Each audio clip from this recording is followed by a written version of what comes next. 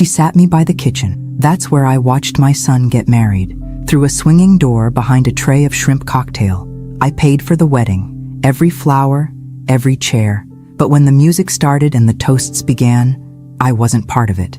Not even close. I smiled, stayed quiet, and after the last bite of cake, I burned it all to the ground with one phone call. Subscribe if this story finds you. And tell me, where in the world are you watching from? There was no sign, no card, no nameplate, no warm greeting. Just a folding chair with a paper napkin tossed over the seat. That was my place, between a stack of used trays and a wheeled cart with a broken wheel that squeaked every time someone pushed it. I stood there for a few seconds, blinking hard. The scent of marinara hung in the air, thick and sour, clinging to the steam from the kitchen doors. I felt the heat from the ovens against my back, and something inside me twisted. I looked down at my dress, soft mauve chiffon, hand-stitched. I had spent 3 hours getting my hair done that morning. 3 hours pretending this day would be as special for me as it was for them. But no one had told me. No one said, "We've made other seating arrangements." No one even looked at me when I arrived. Not even Daniel. He was too busy, smiling wide, adjusting his cufflinks, letting her mother kiss him on the cheek like she'd raised him. Like she was the one who stayed up every night when he had night terrors. Like she was the one who took double shifts when he needed braces and I couldn't afford both rent and his smile. I clutched my little handbag, beige leather, the one he bought me years ago for Mother's Day when he still called me Mama. My hands were shaking. I could feel it in my wrists, a subtle vibration like something electrical trying to escape through my fingertips. The catering manager, a boy who couldn't be more than, smiled awkwardly. They said you were supposed to wait back here, ma'am. The bride didn't want, any visual clashes with the theme? I stared at him. Theme? He winced, glancing at the swinging doors. The silver edge hit the wall again with a sharp bang. Laughter spilled in from the reception hall, followed by a burst of music. Like aesthetic consistency, with the photos and all. I sat down slowly. The chair creaked. There was a dark stain on the floor under my feet. Gravy. Maybe. My shoes stuck slightly when I shifted them. I looked at my nails, freshly done in a soft pink. Then at the cold chicken breast someone had dropped in front of me on a chipped white plate. The worst part? I didn't say anything. Not one word. Because it was his day. Because I told myself, don't ruin this for him. Don't be that mother. Because I had paid for it all, and still believed that meant something. I pulled out the program I'd been handed at the church. Elegant cursive on cream cardstock. No mention of me anywhere. Her father walked her down the aisle. Her mother gave the first speech. I was just the purse string, the ghost in the kitchen, the woman no one wanted in the picture. The door swung again. I caught a glimpse of the chandelier, the band starting up, the first dance, Daniel and Emily twirling under soft gold light. He didn't look my way once. I pressed my napkin to my mouth, pretending to dab a non-existent stain. My eyes burned. I told myself it was the onions from the kitchen, the steam, the heat, not the betrayal. But it was. God, it was. And somewhere deep inside me, something cracked, quietly, like a hairline fracture in glass you don't notice until the whole pane shatters. I stared at the wall in front of me. There was a patch of peeling paint behind a fire extinguisher. I stared at it so hard, I thought I'd burn a hole through it. That spot became my anchor, my focal point, the only thing keeping me from falling apart in front of a waiter carrying crab puffs. Because if I let it out, if I started crying, I didn't know if I'd ever stop. I took a deep breath, then another. The chicken on my plate had gone cold. I didn't touch it. Eventually, someone brought out dessert. I didn't taste it, just stared at the layers of white and gold, her colors, her perfect little vision. And then I made the call. It was short, direct. I didn't need to explain myself. Just 3 simple cancellations, the flowers for tomorrow's brunch, the second half of the band's payment, and the open bar that was supposed to last until midnight. My voice was steady, calm, controlled. And when I hung up, I didn't feel guilt. I didn't feel regret. I felt the first flicker of something I hadn't known in years. Power. I looked down at my hands again, no longer shaking, my heart no longer racing, just a quiet hum, like an engine coming back to life. The door swung again. Another flash of light, of laughter, of the life I was excluded from. Let them toast without me. I had my own plans now. I didn't sleep that night. Not for a second.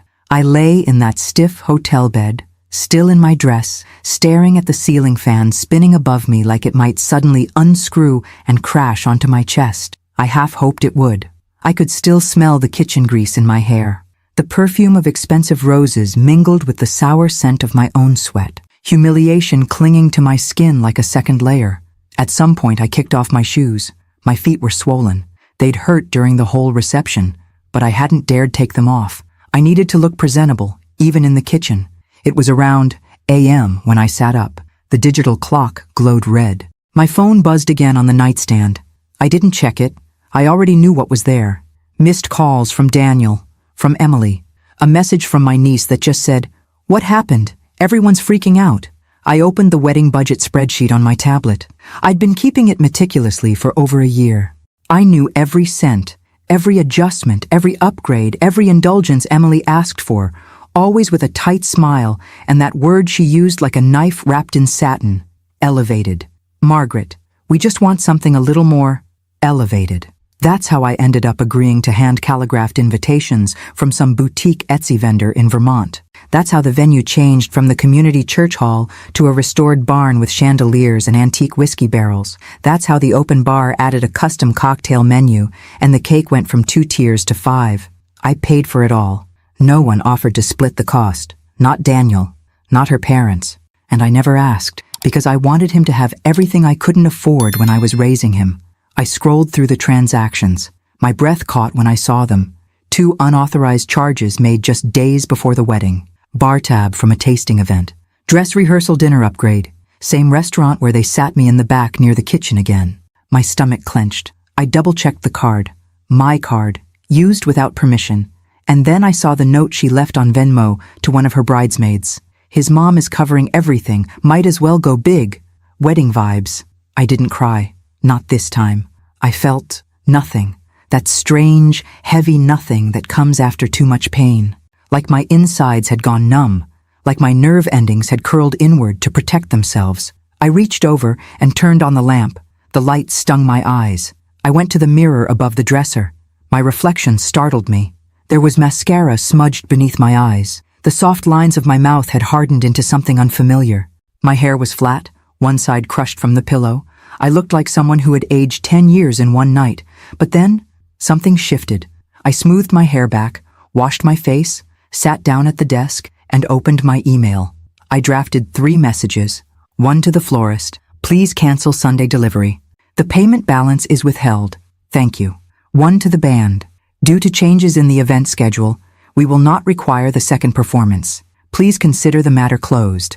One to the bar vendor: "We're scaling back post-reception services. Please cancel the second shift. Do not process the remaining balance." All were polite, all professional, but final.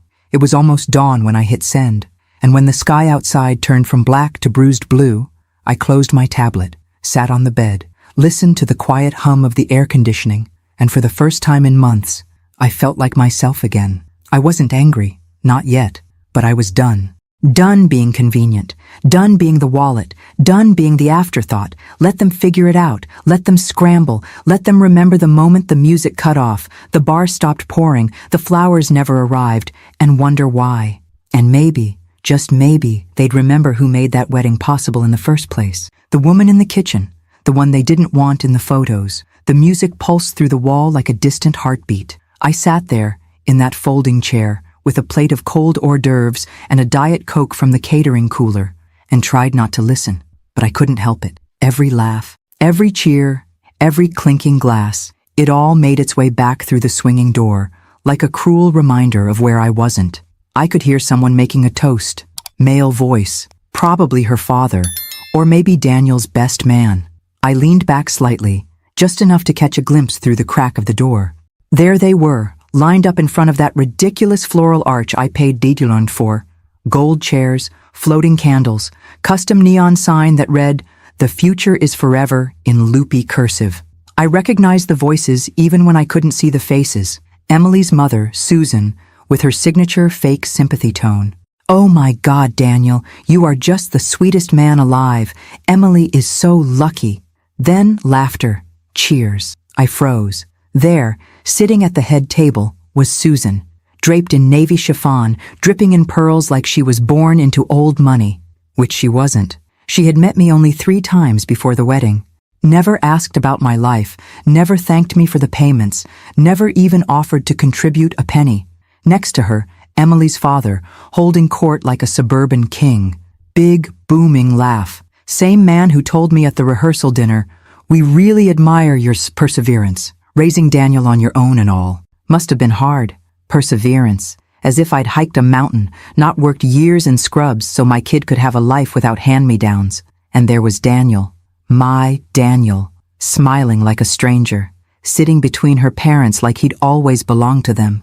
I searched for my own family. My sister, Carol, sat 2 rows back, next to our cousin, Diane. Neither of them looked toward the kitchen. No one did. I wasn't part of the show. I was a problem that had been solved by a chair in the back and a door that swung shut. Someone brushed past me.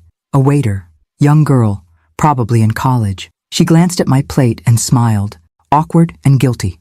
"Do you want, a refill or anything?" I shook my head. "I'm fine." But I wasn't. God, I wasn't. Every inch of me ached, feet, shoulders, jaw clenched so tight it pulsed behind my eyes. My heart sat heavy in my chest, like a lump of something rotten that refused to move. I stared down at the plate. 3 olives, a slice of brie, a sad little triangle of toast. I hadn't eaten since breakfast, but I couldn't bring myself to put anything in my mouth. My stomach was a clenched fist, my throat a narrow pipe. I thought of the seating chart. I'd asked Emily gently, weeks ago, "Have you figured out where I'll be sitting?" She smiled, tight, bright. "We're still finalizing everything. Don't worry, Margaret, you'll be included." I should have known. I did know. Somewhere deep down, I knew I was being managed, moved around like a prop, invited for the checkbook, tolerated for the optics, but never truly wanted. The worst part? I said yes to everything. I let them chip away at my role, one tiny concession at a time. No speech from me, no mother-son dance, because they said it would feel awkward. No photos before the ceremony, no mention in the program, just a seat, in the kitchen. I heard Daniel laughing again, that deep, rumbling laugh he used to have as a kid when I'd chase him through the sprinkler in our backyard. The same laugh I hadn't heard directed at me in years. I felt something rise in my chest. Not grief, not disappointment. Rage, quiet, controlled, devastating rage. I stood up, walked toward the swinging door, placed my hand on the edge and pushed just slightly, just enough to peek through again. I locked eyes with Emily. She saw me. She knew where I was, knew what she had done, and she smiled, not apologetically, not nervously, but calmly, confidently, like it was natural, like I was exactly where I belonged. She turned back toward her bridesmaids, tossed her head back, and laughed. That was when I knew this wasn't a mistake. This wasn't an oversight. This was deliberate. They had planned it, chosen it. She didn't want me there, and Daniel had let her. They both had. And just like that, something inside me shifted. Not broken. No, not this time. Repositioned. My place in their lives had changed, and I was done pretending I didn't see it. Let them have their spotlight. Let them drink their champagne. They thought I was invisible. They had no idea what I could take away. The toast started while I was still standing by the kitchen door. Someone had dimmed the lights in the reception hall. I could see the glow of string lights above, and the shimmer of gold from the chargers on each table. The mic squealed once, and then her father's voice boomed through the room like a game show host. "To our daughter Emily and her perfect new husband Daniel." Cheers erupted. I took a step back. The kitchen behind me was chaotic, metal trays clanging, voices rising, a server arguing about table 12's gluten-free plate. I moved to the side, leaned against the wall. The plaster was cold against my back. The smell of garlic and hot oil clung to the air. From the other side of the door, her father kept going. When Emily was little, she told us she wanted a fairy tale. A prince, a castle, and a happy ending. Well, sweetheart, today, you got it. More applause. My breath caught. He was never there when Daniel was little. Never saw me mop vomit off the bathroom floor at AM. Never watched me sew buttons back onto his school uniform. Never drove miles on icy roads just to take him to a chess tournament. But today, they were rewriting the story, and I had been edited out. I looked down at my hands again. My fingers were blotchy, the skin thin, slightly trembling. The cold air vent above made my arms prickle. Then came Emily's mother's turn. Her voice was syrupy,